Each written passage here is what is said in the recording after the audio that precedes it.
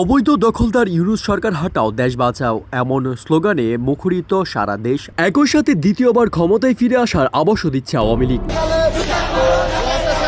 Slogan সামান্য একের দুই গেলে জুতা মারো তালে তালে, ইউনূসের দুই গেলে জুতা মারো তালে তালে।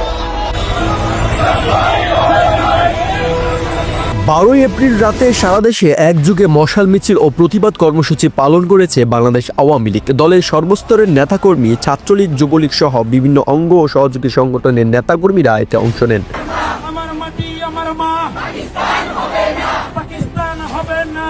মিছিলগুলোতে অংশগ্রহণকারীরা একসুরে আওয়াজ তোলেন, অবৈধ দখলদার ইউনূস সরকার হাটাও দেশ বাঁচাও।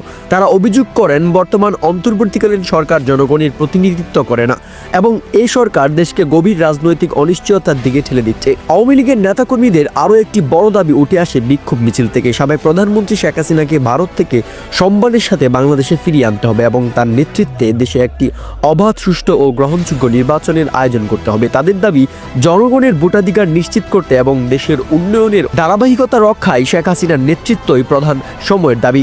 রাজধানী ঢাকা থেকে শুরু করে বিভাগীয় শহর, জেলা ও উপজেলা পর্যায়ে আয়োজিত হয় এই কর্মসূচি। আওয়ামী লীগের তো এখনো পতনই হয় নাই। আগামী নির্বাচনেই তো আওয়ামী লীগ ফিরে আসতেছে। নির্বাচন থেকে আওয়ামী লীগের ফেরার সময় তো হয়ে গেছে। এখনই আওয়ামী লীগ নাকি বাংলাদেশ থেকে নাই হয়ে গেছে।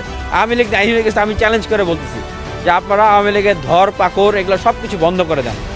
আল্লাহ মাফ করুক, যদি এমন হয় যে আওয়ামী লীগ আসন পাইলো বা কিছু হলো, তখন কি আমরা are we willing to take the risk? আমাদের জীবনের একটা ভয় আছে, কারণ দিন শেষে ওরা যদি ক্ষমতা আসে আমরা সবাই শেষ, সবাই আমরা মারা খাবো। মিছিল শেষে সংক্ষিপ্ত সমাবেশে আওয়ামী লীগের স্থানীয় নেতারা বলেন, দেশবাসী আজ একটি গণতান্ত্রিক নেতৃত্বের প্রত্যাশায় আছে। শেখ হাসিনার বর্তমানে যে শূন্যতা তৈরি হয়েছে তা পূরণ করতে দ্রুত তাকে ফিরিয়ে আনতে হবে। আওয়ামী লীগের পক্ষ থেকে জানানো হয়েছে, এ আন্দোলন অব্যাহত থাকবে যতক্ষণ না গণতান্ত্রিক প্রক্রিয়া ও সাংবিধানিক ধারাবাহিকতা পুনঃপ্রতিষ্ঠা হয়।